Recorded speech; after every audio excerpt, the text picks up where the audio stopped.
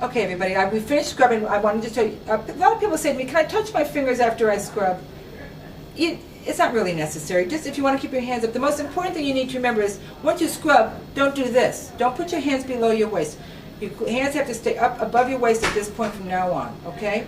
And when you just bend a little bit at the waist, just keep your hands up. And remember, when you go into the room, the door will be closed, so you're going to have to open it going backwards in with hands in front. Remember, don't go through this process and push the door open. Whee! That's not what we do. We go in with our backs.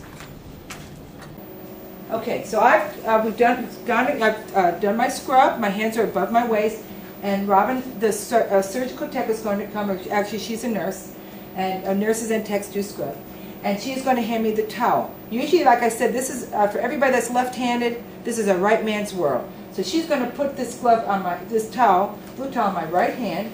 On my left hand, and I'm going to dry my right hand first. How do I do that? I turn each finger. I twist each finger in the towel, and I twist my arm up. Okay? I pay attention to bend forward, because if I'm doing this, I've already contaminated this towel, and they'd have to give me a new one. So remember, at this point, you are bent forward. Twist your fingers. Twist up, all the way up. Now, I have to dry my left hand. Oh my God. How am I going to do that? Ladies and gentlemen, it's very easy. You see this towel? This hand has to be dried. Just take this towel, if this makes sense. You want to think of this towel as a half and a half. So I just put my dry hand under the dry side, and I take my wet hand and dry the next hand. Okay? And repeat the same process as I did. So remember, everybody, it's one hand, put the other hand, the dry hand underneath, wet on top. Okay, one more time. Hand, wipe. Put my dry hand under the dry side, wipe. When I'm finished, I'm going to put that in the correct receptacle. Okay? So I hope that makes sense to everybody. That's where everybody gets a little nervous about the towel. But if you just think of it like a platter, or just an open cloth, 1, 2. There's no necessary, and I'm going to show you one thing. I'm taking this back, excuse me. There's no reason to be twisting and turning this back and forth and flipping. That's not necessary. Because remember, this has lint on it. You don't want to be throwing lint around the OA. Okay? So that's taken care of, and now it's time to gown. Okay?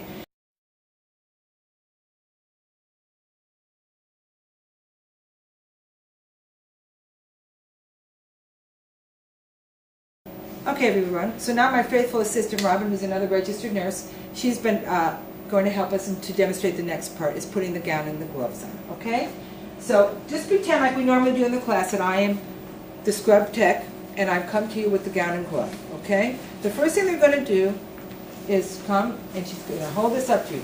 See how Robin's arms are right here? They're not up in the air. They're not down here. They're almost like shoulder level. The minute she does that, the scrub nurse is going to bend your arm like so, and she's going to pull this down, your cuff down to about halfway. The reason we do that is when we put your gloves on, we don't want your gown all the way up here. So we give it a little space, okay? So we're going to pull right down to here. Remember that when they're putting the gown on, after the gown is on, bend your arms like so. Now, I'm pretend now, because this is all simulation, now I'm the circulator. I've gone from the scrub tech to the circulator. The circulator or one of your contemporaries can come behind and tie you up, okay? All right? So that's done. Now, okay. Now the next thing we're going to do is going to put the gown and put the gloves on. If you're left-handed like myself, this is a right man's world, like I've told you. Everything is done with the right hand first. So what's going to happen? The scrub tech is going to open the glove up, and she's going to hold it open like so, and you're going to put your hand in. Very good. Now say she makes a mistake like she did. That's okay. Once you start the process, don't try to pull your hand up because you made a mistake. You continue with the process, because when you put your second glove on, you can fix it. What happens with the left glove is this is where you have audience participation, so to speak. You're going to help put on your second glove. You're going to also hold it like this, but you're going to put your fingers out, hand out, and you're going to put the second glove on. Now you're able to fix your gloves. Okay? Robin is almost ready now to go.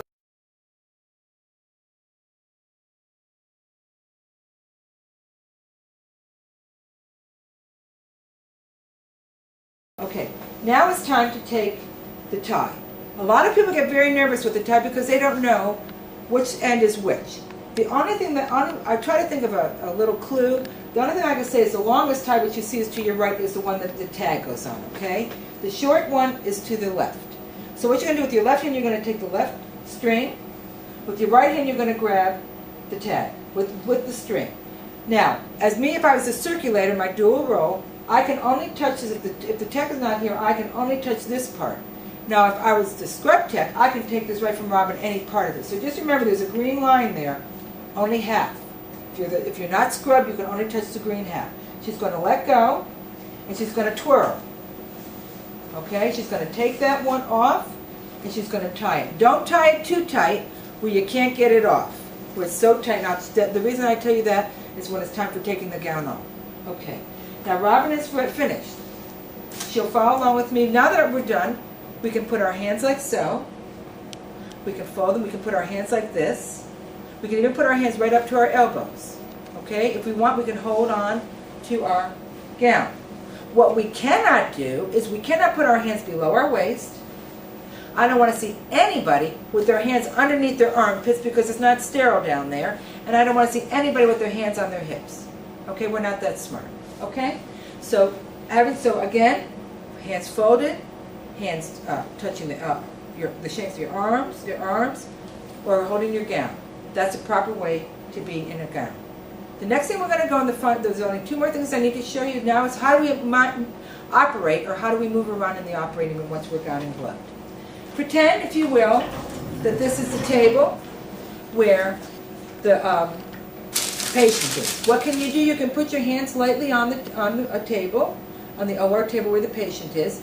Nobody puts elbows in the patient. I know sometimes they ask you to hold retractors. That doesn't give you the go-ahead to get your elbows in here and put your elbows into the patient.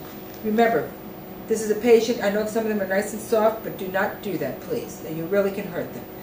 Okay? So, we're standing here together. If you're standing for a long period of time and you get tired, on all the OR tables there's a little lever. There's a little level, like the bottom of it. You can always put your foot up on that, and that helps to release some of the pressure from your back. Now, we were here with Dr. Slakey doing our liver resection. He said, Nancy, I need you and Robin to switch places because I need you up here. How do we do that? Always remember sterile to sterile and non-sterile to non-sterile. So if I'm moving towards Robin, what is she going to do? She's going to turn, and she's going to come around, and she's going to be right here. Okay, let's do that one more time. Now with her moving towards me, we turn back to back and front to front. And somebody asked me, well, how do I know if I'm being the back to back or the front to front? I always say whoever makes the first move, that's going to be the person going sliding. Okay, the person that is waiting is going to be the person that's turning. Now, how do we move about the table? How will we go around the OR table? What Robin will do if they need her to get on the other side of the room, other side of the table, she will keep her sterile self facing the table, and she'll move around this way. Always towards sterile. Okay, now you'll say, well, sometimes in the operating room, Nancy, you know, I've got to walk all the way around like the bovie and some other things. Well, you do have to do that sometimes, but you still always want to face forward. Other people say, well, you know, the table's back there with all the instruments on it, and my back isn't sterile. It's okay because your back is not directly onto the table like this. You are moving in this kind of an action. Okay, so you're always keeping that sterile movement. Okay? Any questions? I don't think so. Okay, now the last thing we're going to do is, if Robin will come over here, we're going to say, how do we ungown?